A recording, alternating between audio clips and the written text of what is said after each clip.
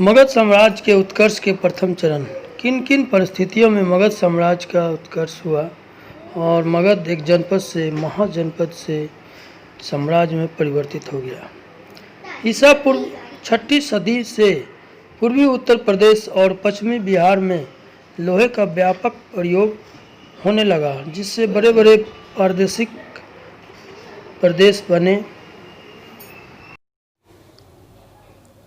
खेती के लिए नए औजार उपलब्ध हो जाने के कारण किसान अधिक अनाज उत्पादन करने लगे, जिससे बड़े शहरों का विकास हुआ और राजाओं की शक्ति में बहुत वृद्धि होने लगी।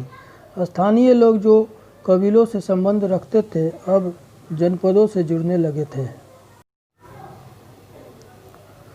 भारत के 16 महाजनपदों के अतिरिक्त अन्य छोटे छोटे राज थे। केकई, मद्रक, त्रिगर्त, योद्धय छोटे छोटे राज थे।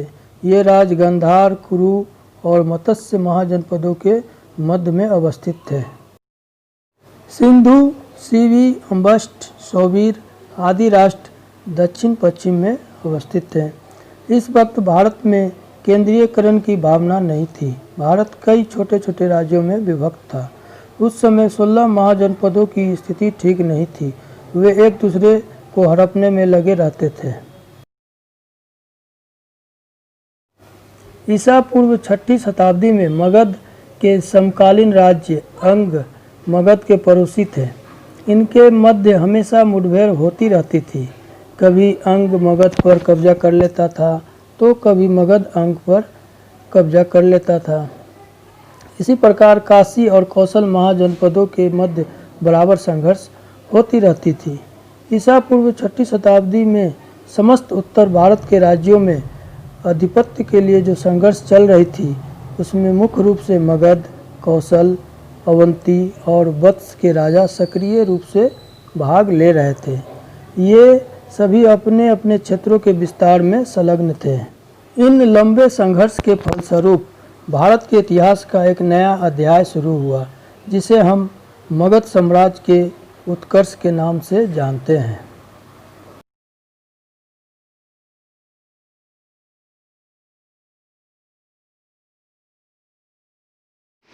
सोलह महाजनपदों की स्थिति इस मानचित्र में दर्शाया गया है। अवंती का राजा प्रद्योत। इस समय अवंती के राजा प्रद्योत था। उसके पड़ोसी राज उससे डरते थे और उसके आगे झुकते थे। अवंती का राजा प्रद्योत ने उत्तर की ओर मथुरा को जीत लिया और मथुरा का शासन अवंती पुत्र को दे दिया। उस वक्त अवंती की राजधानी उज्जैनी बहुत ही महत्वपूर्ण नगरी थी। अवंती के दूसरी तरफ वत्स महाजनपद थी। अवंती के राजा प्रद्योत ने छलपूर्वक वत्स के तत्कालीन राजा उदयन को गिरफ्तार कर लिया, लेकिन बाद में उदयन ने प्रद्योत की पुत्री वासवदत्ता को लेकर भाग गया। वत्स महाजनपद। वत्स महाजनपद, जिसकी राजधानी कौशाम्बी थी, पुराणों के अनुसार वत्स महाजनपद की स्थापना यमुना नदी के तट पर राजा नीचषु ने तब किया जब हस्तिनापुर राज्य का पतन हो गया था। इसकी राजधानी कौशाम्बी व्यापारिक मार्ग पर अवस्थित थी, इसलिए इसका बहुत ज़्यादा महत्व था। अवंती के साथ वत्स जनपद के बराबर संघर्ष होता रहता था। इस समय कौशाम्बी में वत्सराज उदयन का अधिकार था, जो बहुत ही वीर, रसिक और बहुत ही अधिक सुंदर था। अवंती महाजनपद आधुनिक मालवा प्रांत में है। इसकी राजधानी उज्जैनी थी। गांधार वर्तमान में आधुनिक अफगानिस्तान के पूर्वी भाग में है। इसकी राजधानी तक्षशिला थी। कुरु दिल्ली और मेरठ के समीप है। इसकी राजधानी इंद्रप्रस्थ थी। चेदी महाजनपद, यह बुंदेलखंड के समीप है। सुक्तमती इसकी राजधानी थी। मत्स्य महाजनपद, यह अलवर, राजस्थान, भरतपुर और जयपुर में अवस्थित है। इसकी राजधानी विराट नगरी थी। कम्बोज, यह वर्तमान में पामीर के पठार और उसके पश्चिम में बदस खां के समीप है। इसकी राजधानी राजपुर थी।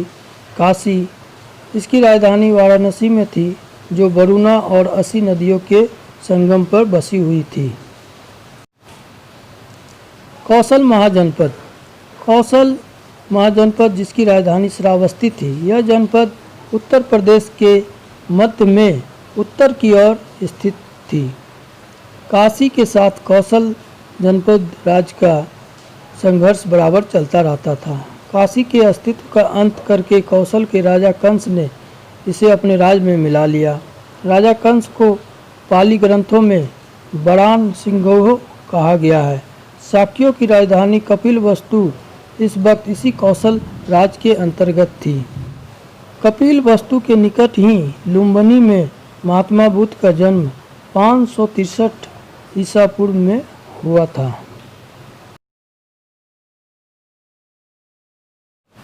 अंग महाजनपद। अंग की राजधानी चंपा नगरी थी। भागलपुर जो वर्तमान में बिहार का एक जिला है, जहां पर चंपा नगर आज भी अंग राज के धरोहर के रूप में सुरक्षित है। मगध राज के पूर्व में यह राज्य स्थित था। उस समय चंपा नगरी कला, संस्कृति, सभ्यता तथा व्यापार का केंद्र थी। अंग राज का संघर्ष मगध के साथ बराबर होता रहता था। बुद्धकालीन 6 बड़े नगरों में चंपा की गणना की जाती है। सूरसेन जनपद। कुरु राज के दक्षिण और चेदी राज के पश्चिम उत्तर में यमुना के दाहिनी ओर इस राज्य की राजधानी मथुरा थी। यहाँ पहले गणतंत्र था, बाद में यहाँ राजतंत्र स्थापित हुआ।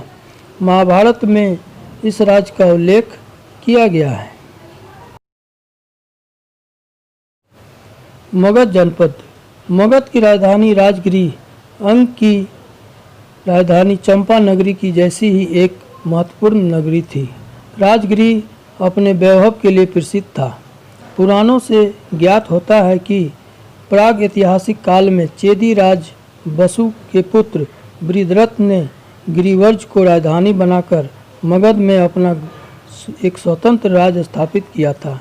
बृहद्रथ के द्वारा स्थापित राजवंश को बृहद्रथ वंश कहा जाता है।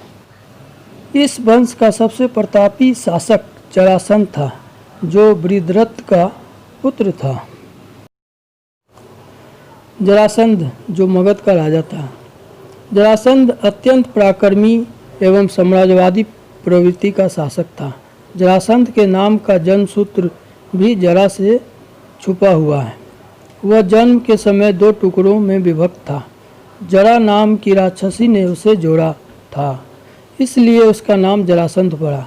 महाभारत में जरासंध व भीम के बीच मल्ल युद्ध का प्रमाण मिलता है, जिसमें भगवान श्री कृष्ण की सहायता से भीम द्वारा जरासंध के शरीर को 2 हिस्सों में एक दूसरे की विपरीत उल्टी दिशा में फेंकने से जरासंध की मृत्यु हो गई थी। उसके मृत्यु के बाद उसका पुत्र महादेव मगध का साम्राज्यवादी राजा बना।